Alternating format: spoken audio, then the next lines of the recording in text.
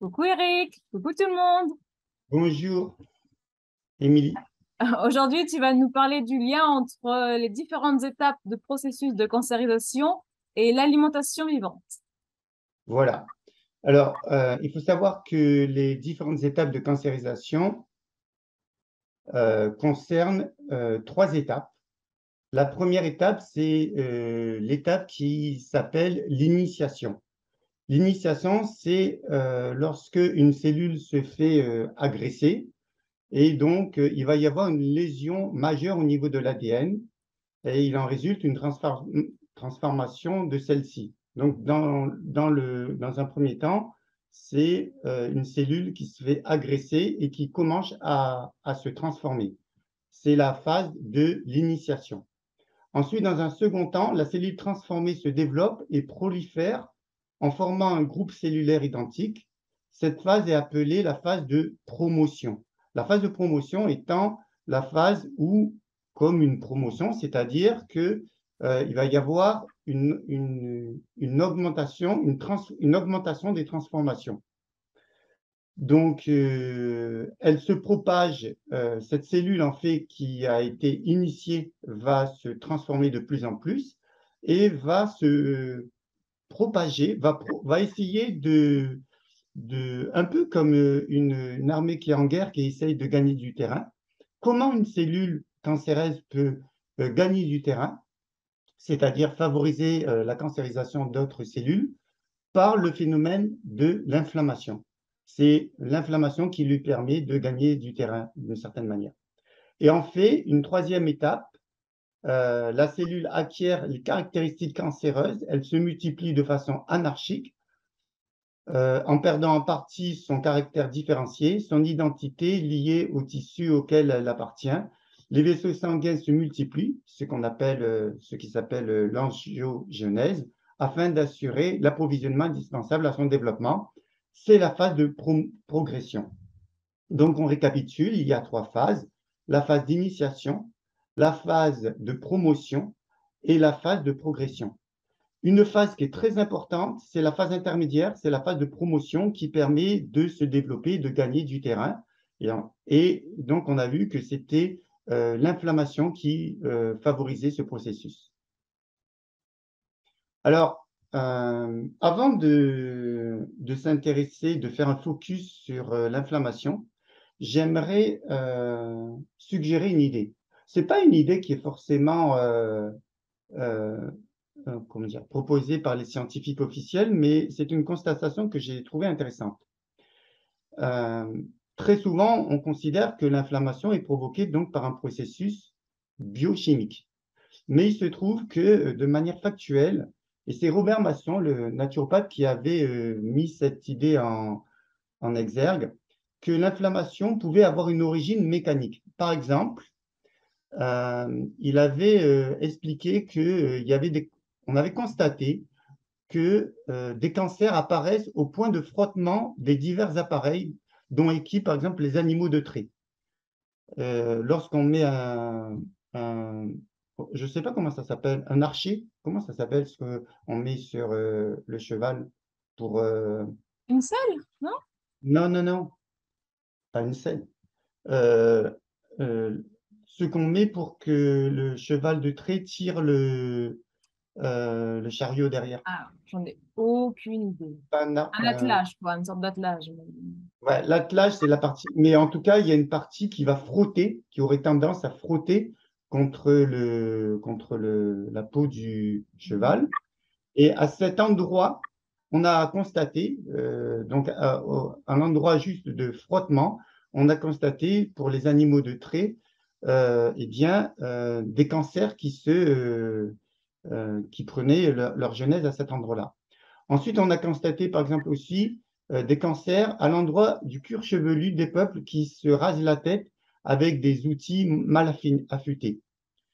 Et aussi l'abdomen, des cancers à l'abdomen et aux cuisses des peuples où l'on porte des sous-vêtements pour se réchauffer. Euh, alors où l'on porte sous ces sous-vêtements, enfin, ils mettent un appareil contenant de la braise chaude et à force de faire ça, ça crée une inflammation. Ce qui est intéressant Et puis, il y a aussi les personnes qui boivent du café brûlant, et ils le mettent avec de la vodka ou avec un alcool fort, et ça provoque une inflammation exactement à l'endroit où la brûlure se fait avec ce café très chaud associé à de l'alcool. Alors, ce qui est intéressant dans ces trois, quatre exemples, c'est qu'on s'est aperçu qu'il y avait des cancers qui prenaient leur origine à un endroit où il y avait un frottement, où il y avait une inflammation qui était chronique. Donc, ce qui est intéressant, c'est qu'on pourrait faire éventuellement le lien entre une inflammation chronique, qu'elle soit mécanique ou biochimique, qui va être à l'origine d'une modification du génome, de l'ADN, et ensuite provoquer à moyen et long terme un cancer. Alors, euh, pourquoi c'est très important pour chacun d'entre nous de s'intéresser à la maîtrise de notre inflammation, des processus inflammatoires, puisqu'on voit que beaucoup de cancers auraient comme origine ce processus. Non, enfin, on s'est aperçu que le cancer a trois phases et que la phase de promotion a besoin de l'inflammation. Est-ce que l'inflammation est quelque chose qui est en soi négatif pour l'organisme? Pas du tout. Si par exemple vous avez une écharde, un petit bout de bois qui rentre dans le doigt, qu'est-ce qui va se passer? Vous allez avoir de la douleur, de la chaleur, douleur, chaleur et gonflement. Ça, c'est la caractéristique qu'il y a une activité biochimique intense et c'est très intéressant puisque ça va favoriser le retour de l'intégrité de l'organisme. Il va y avoir une vasodilatation des vaisseaux, il va y avoir une hyperémie, c'est-à-dire la température va augmenter, il va y avoir une augmentation et une vigilance du système immunitaire, un apport de globules blancs, de globules rouges aussi pour l'oxygénation, etc. Donc on voit que c'est un petit peu comme sur l'autoroute, lorsqu'il y a un accident, vous allez appeler les pompiers, une ambulance, la gendarmerie, et tout ça, dans un premier temps, c'est pour favoriser eh bien, une intervention rapide, que le blessé soit amené à l'hôpital, etc. Mais si, au lieu de faire venir une voiture de pompiers et une voiture de gendarmerie, on fait venir 30 voitures de gendarmerie et 30 voitures de pompiers, qu'est-ce qui va se passer? Eh bien, à l'endroit où ces voitures vont stationner, il va y avoir un problème puisque la circulation ne se fera plus. Et donc, on voit que dans un premier temps, par rapport à mon image de l'inflammation, on est sur une inflammation maîtrisée. Et dans le deuxième cas, on est dans une inflammation non maîtrisée qui est destructrice puisqu'elle empêche la circulation, en l'occurrence sur l'autoroute, mais dans mon cas, la circulation normale dans l'organisme. Et en fait, c'est ça, c'est que dans l'esprit des gens, dès qu'on parle d'inflammation, ça rime avec quelque chose qu'il faut immédiatement supprimer. On prend des anti-inflammatoires. Ce n'est pas intéressant, enfin, ce n'est pas forcément judicieux de freiner l'inflammation lorsqu'elle est aiguë et lorsqu'elle fait suite, par exemple, à une écharpe dans le doigt. Donc, c'est un processus d'homéostasie qui permet la restauration de l'intégrité de l'organisme. Par contre, lorsque ce processus s'emballe, et on verra pourquoi le processus s'emballe, eh bien, à ce moment-là, ça peut être délétère pour l'organisme. On peut déjà commencer à donner des idées. Pourquoi le processus s'emballe? C'est parce qu'en fait, il y a des systèmes qui sont pro-inflammatoires, qui favorisent l'inflammation, et d'autres qui sont anti-inflammatoires. Normalement, il devrait y avoir un équilibre entre les processus inflammatoires et pro-inflammatoires et anti-inflammatoires. Mais ce qui se passe, c'est qu'avec une nourriture déséquilibrée, on peut favoriser la synthèse, par exemple, d'hormones pro-inflammatoires.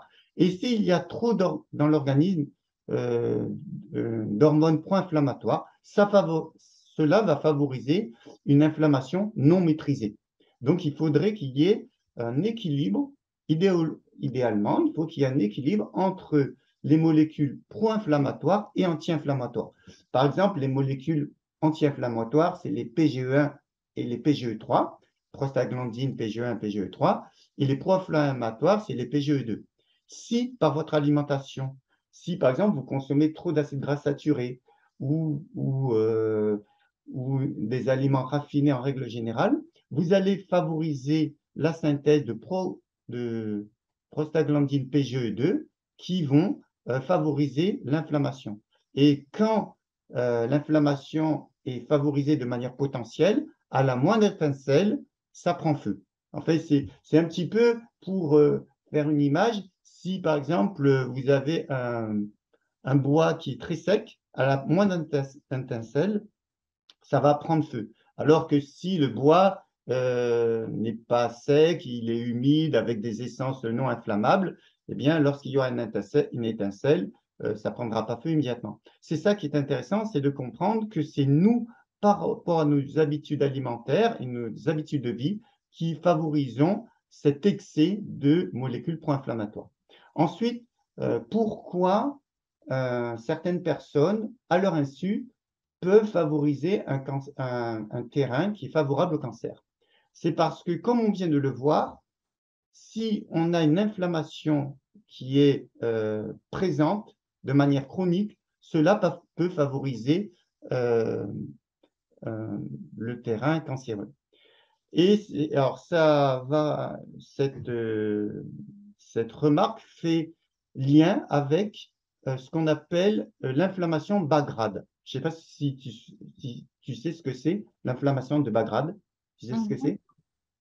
C'est Alors, une inflammation à bas bruit qui est constamment dans l'organisme et dont parfois on ne se rend pas compte, mais qui pourtant est là et c'est qui nous... exactement ça. Une inflammation de bas grade, c'est un petit peu comme si euh, il y avait un petit feu, des prémices, c'est-à-dire des cendres qui brûlent. Alors, il n'y a pas d'incendie encore, mais il y a des petits morceaux de bois qui sont incandescents et qui vont permettre de mettre le feu. Eh bien, c'est ça. Une inflammation de bas grade, c'est le fait, euh, contrairement à l'inflammation aiguë, où on peut éventuellement l'identifier immédiatement parce qu'on a des symptômes, douleur, chaleur et gonflement, l'inflammation de bas grade ne présente pas de signes cliniques. Elle peut présenter des signes biochimiques et on verra que c'est intéressant de le savoir parce qu'on peut faire des études pour savoir si chacun d'entre nous, on est à notre insu en train de faire de l'inflammation de bas grade.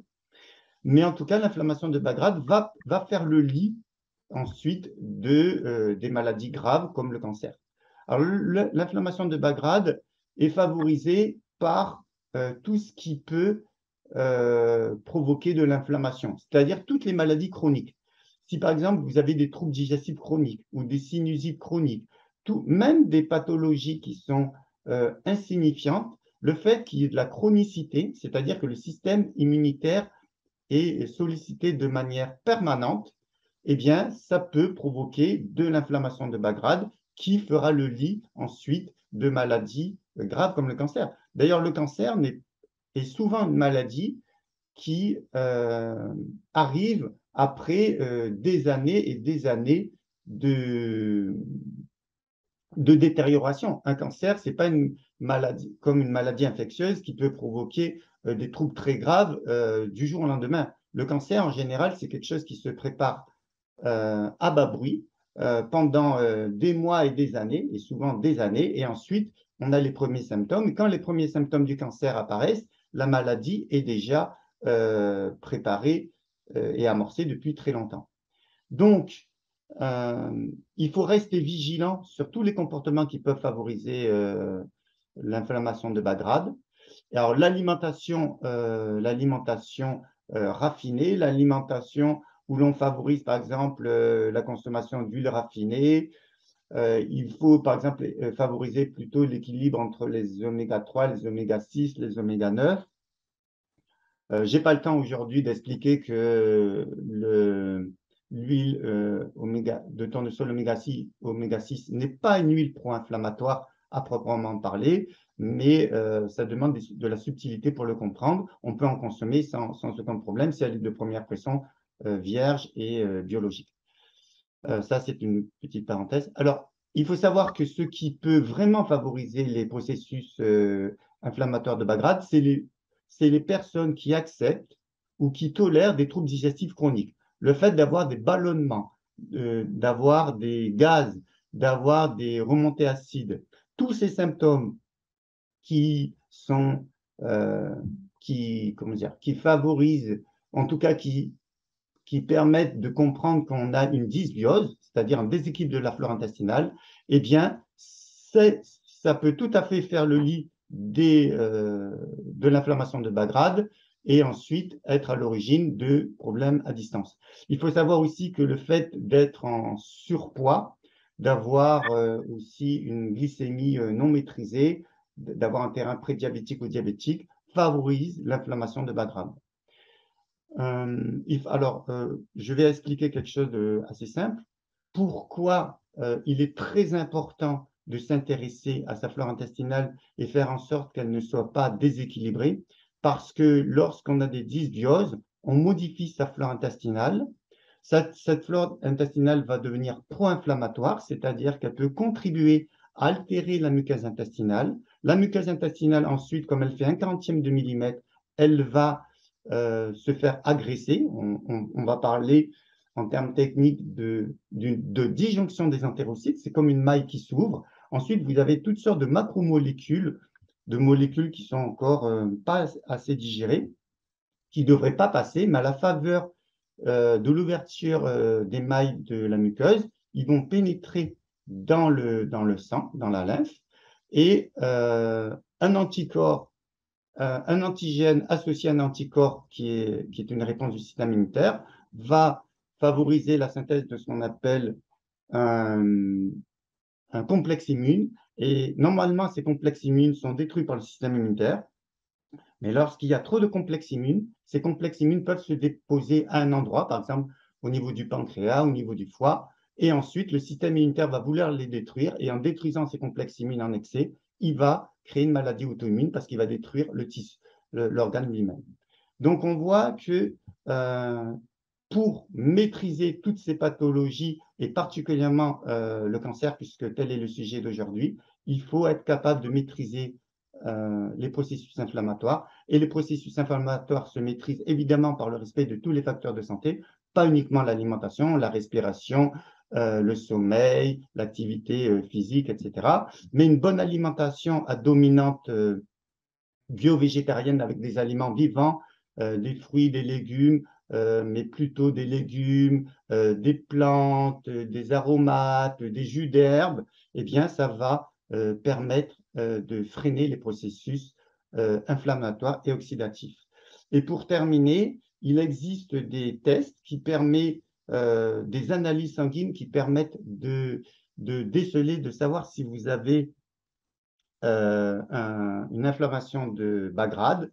Alors, c'est la CRP, c'est le fait de faire un test avec la CRP ultrasensible. Ensuite, on peut tester les acides gras érythrocytaires, l'homocystéine et le microbiote intestinal, la composition du microbiote intestinal. Et en fait, ces tests permettent, s'ils sont équilibrés, eh bien, on vous dira que vous n'êtes pas dans une inflammation de bas grade. Mais si vous êtes dans une inflammation de bas grade, on aura par exemple la CRP ultrasensible qui va plutôt s'élever. On va avoir une présence d'homocystéine qui est une MIT, qui est une métabolite intermédiaire toxique et qui aurait dû être neutralisée.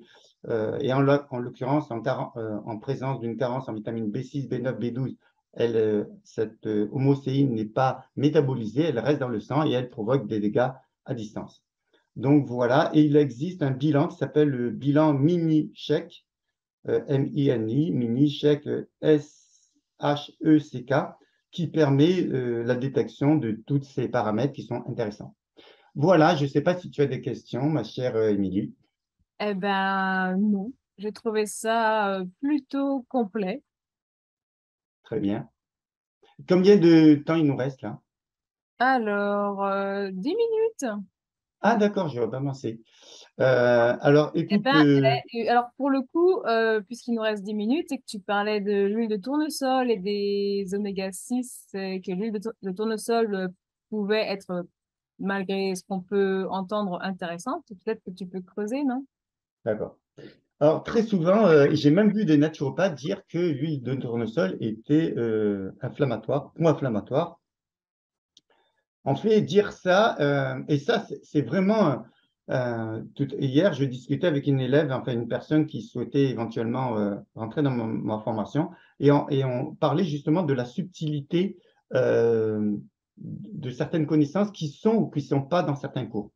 Et en fait, évidemment, si le naturopathe n'a pas appris ça dans sa formation, il ne peut pas le savoir. En fait, l'huile de tournesol n'est pas pro-inflammatoire. Pourquoi je peux assurer que l'huile de tournesol n'est pas pro-inflammatoire? Parce que si on s'intéresse aux travaux de la doctoresse Kousmine, on sait que la doctoresse Kousmine a contribué à la guérison, je parle bien de guérison, de sclérose en plaques, qui est considérée comme une maladie inguérissable, auto-immune inguérissable. Cette maladie est très pro-inflammatoire. Donc, qu'est-ce qu'a fait Dr Kousmine, entre autres, pour favoriser la guérison de certaines personnes qui étaient en chaise roulante et qui ont pu se lever? Et ça, il ne s'agit pas de. C'est pas un miracle, hein. Ils ne sont pas allés à Lourdes, hein. C'est vraiment un processus biochimique qui s'est opéré. C'est que elle a expliqué que cette maladie est une maladie évidemment très pro-inflammatoire et que la caractéristique de cette maladie, c'est que la gaine de Schwann et la myéline se trouvent attaquées. Et donc, en fait, elle n'est pas attaquée dans un premier temps. En tout cas, elle est altérée. Et ensuite, le système immunitaire. Alors, pour expliquer simplement, c'est un petit peu comme un fil électrique. Un fil électrique, il est protégé dans une gaine. Eh bien, la gaine de Schwann et la myéline, c'est la même chose, c'est-à-dire vous avez les fibres nerveuses qui permettent des inductions de courant. Par exemple, vous demandez à votre bras de se lever, il faut qu'il y ait un ordre, certes, du cerveau, mais il faut qu'il y ait une impulsion électrique qui lui permet de faire ça. S'il n'y a pas d'impulsion électrique, votre bras ne se lèvera pas. Une impulsion nerveuse. Eh bien, si cette fibre est rompue, si la fibre nerveuse est rompue, il n'y a plus de passage du courant. Alors, comment a fait, entre autres, la doctoresse Kousmine? Elle s'est aperçue que dans ce genre de maladie, la gaine de Schwann et la gaine de myéline, qui enrobent la fibre nerveuse, sont détériorées. Et quand le système immunitaire, très souvent, il faut savoir que les toxiques ont comme endroit de prédilection les graisses. Donc, s'ils s'accumulent dans la gaine de Schwann et la myéline qui sont des graisses, le système immunitaire va vouloir les détruire et en les détruisant, il va détruire ensuite le nerf, c'est-à-dire la fibre nerveuse. Donc, l'idée, c'était de reconstituer la gaine de Schwann et la gaine de myéline. Eh bien, elle a dit que pour ça, évidemment, il faut freiner les processus inflammatoires, etc., mais il faut apporter des acides gras. Et quels acides gras elle a préconisé à ses patients pour favoriser la restauration de la gaine de Schwann et la myéline? Eh bien, c'est les oméga-6. Elle les a préconisés en grosse quantité puisque le patient devait faire un lavement tous les soirs et prendre 60 millilitres d'huile de tournesol par la voie rectale. Et elle disait que le lendemain matin, tous les acides gras avaient été absorbés par la muqueuse et qu'elle voyait une différence dans l'évolution de la maladie si il s'agissait de l'huile de tournesol de première pression à froid bio ou pas bio. Donc, la qualité des acides gras a joué de manière importante. Est-ce qu'il me reste encore quelques minutes? 7 minutes? D'accord. Alors, maintenant, je vais expliquer. Pourquoi ceux qui. Alors, il y a des médecins nutritionnistes et il y a aussi des naturopathes. Il y a pas mal de personnes du corps, enfin, qui représentent la santé, qui affirment que l'huile de tournesol est pro-inflammatoire. C'est complètement faux.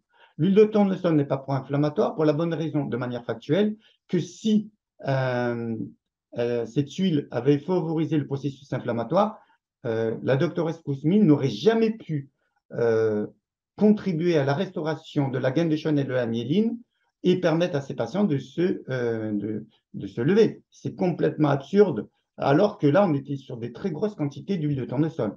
Donc, si factuellement c'est faux, ça veut dire que si l'expérience démontre que c'est faux, ça veut dire que le raisonnement scientifique théorique est faux. Et pourquoi le raisonnement théorique est faux? C'est très simple. C'est parce qu'en fait, pourquoi il y a certaines personnes qui disent que l'huile de tournesol est pro-inflammatoire? C'est que l'huile de tournesol a une caractéristique, c'est qu'elle est précurseur de deux styles, deux catégories d'hormones. Elle est précurseur des hormones PGE1 qui sont anti-inflammatoires et elle est aussi précurseur des PGE2 qui est pro-inflammatoire. Mais les PGE2 synthétisés à l'huile de tournesol, par l'huile de tournesol, ne peut se faire en excès que si il y a, par exemple, des déséquilibres dans l'organisme et entre autres une augmentation des radicaux libres, du stress oxydatif. Donc, chez une personne qui a un terrain qui fonctionne bien, où le métabolisme enzymatique fonctionne bien, il n'y aura pas ou très peu de sécrétion de PGE2 à partir de l'huile de tournesol. Par contre, il faut savoir aussi que, évidemment, il y a un rapport à respecter entre la synthèse des oméga 6 et des oméga 3, parce que, alors c'est vrai qu'on a tendance dans les pays européens à consommer trop d'oméga 6, de précurseurs des PGE2, que d'oméga 3. Donc là, ce n'est pas un problème euh, d'huile de tournesol. C'est qu'évidemment, si on consomme trop d'huile de tournesol et qu'on n'équilibre pas avec un apport d'oméga 3, eh bien évidemment, il va y avoir un déséquilibre. Donc, il y a juste un rapport à respecter. Et si je ne me trompe pas, euh, il faut un oméga 3 pour 3 à 4 parts d'oméga 6. Et en Europe, et en France entre autres, on a 20 parts d'oméga 6 pour une part d'oméga 3. Donc là, on est dans un déséquilibre. Mais ce n'est pas parce qu'on ne respecte pas un déséquilibre que pour autant, il faut diaboliser les oméga 6 et dire qu'il faut ne plus consommer d'huile de tournesol parce qu'ils sont précurseurs des oméga 6 et des PGE2. L'huile de tournesol associée avec de l'huile de noix, par exemple, ou de l'huile d'olive, ne pose aucun problème au quotidien. Et au contraire, il faut plus d'oméga 6 que d'oméga 3, puisqu'on est sur un rapport de un oméga 3 sur 4, 3 à 4 parts d'oméga 6. Donc, on voit bien que les oméga 6 doivent être majorés, mais pas de manière excessive. Et si évidemment, on consomme de l'huile de tournesol raffinée, elle va être de facto pro-inflammatoire. Donc, si on respecte les parts, le rapport entre oméga 6 et oméga 3, et qu'en plus de ça, on consomme des huiles non raffinées, eh bien, on n'aura pas de problème de molécules pro-inflammatoires avec une synthèse importante de PGE2. Voilà. Est-ce que j'ai été clair? Oui, merci beaucoup. Voilà. Bon, en fait, c'était important à dire parce que dans l'esprit de beaucoup de gens, on arrive avec des raccourcis et on voit des naturopathes dire qu'il ne faut plus consommer d'huile de tournesol parce qu'elle est pro-inflammatoire. Eh bien, c'est que la personne, on lui a donné qu'une partie de l'information. C'est un raccourci qui est dommageable. Et c'est entre autres le docteur Lagarde qui avait bien expliqué ça de manière scientifique et je trouve ça très intéressant. Donc voilà, en tout cas, pour en revenir à notre sujet, les différentes étapes de processus de cancérisation et l'alimentation vivante. L'alimentation vivante avec donc une consommation de graines germées, de fruits, de légumes, mais des fruits de manière modérée, hein, il faut tenir compte du terrain en ce qui concerne les fruits à queue acide. Hein. Les autres fruits, ça pose moins de problèmes. Les fruits amylacés, les fruits secs et les fruits oléagineux, c'est surtout les fruits acides et mi-acides où il faut avoir une vigilance en fonction de son terrain. Une alimentation équilibrée où il y a des protéines, des féculents, des crudités légumes, des jus de légumes, des jus d'herbe, des pousses, avec une bonne digestion des pousses d'herbe, avec une alimentation équilibrée, avec de l'eau filtrée, de l'eau de bonne qualité, respecter les facteurs de santé, et bien, comme la respiration, la détente, les bains, etc., les bains d'air, les bains d'eau, etc. Eh bien, tout ça, c'est des facteurs de santé qui favorisent un bon système immunitaire, qui freinent les processus inflammatoires, qui freinent les processus oxydatifs, et on s'éloigne de la cancérisation, tout simplement. C'est très simple. Merci Voilà, Émilie. beaucoup. Eh bien, écoute, je te remercie pour cette petite vidéo et puis à bientôt. Et merci à toi pour les informations partagées. À très vite, Eric. Passez une Salut, belle journée tout le ciao. monde. Au revoir.